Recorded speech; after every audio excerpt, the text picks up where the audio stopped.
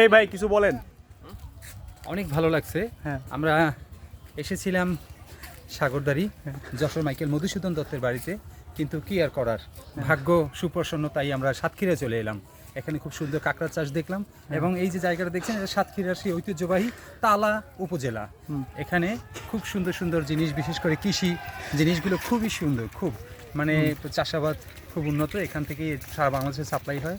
দেখে ভালোই লাগলো আমাদের যে আমরা সাতক্ষীরা উপভোগ করে যাচ্ছি। যশোর উদ্দেশ্যে রওনা দিয়ে আমরা সাতক্ষীরা উপভোগ করে গেলাম। এটা হচ্ছে আমাদের মানে নাচাইতেই বৃষ্টি, খুবই ভালো লাগছে। 2 in 1। ধন্যবাদ আয়োজকদের যে আমাদের একই সাথে দুইটা জেলা দেখার কিছু বলেন ইয়া করছে।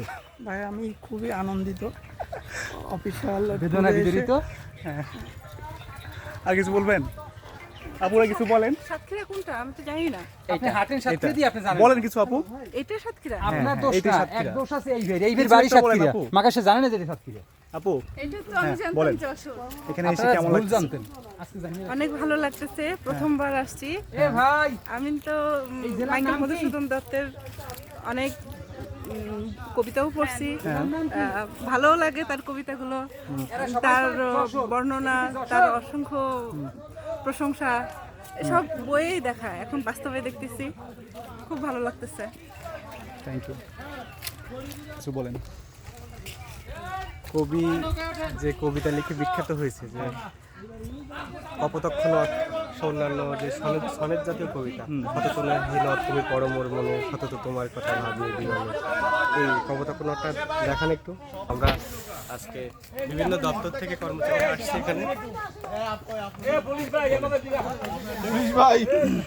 এখানে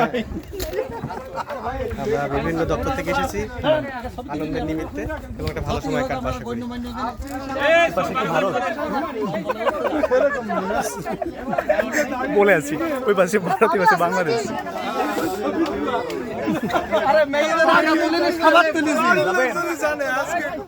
বাড়ির লোকে কিছুই পারবে না, আমাদের সেরকম বাড়ির লোক পাশ করে যাবো। আমরা তো গান গাবো। আমি এটা তো আমরা কিন্তু একসাথে গান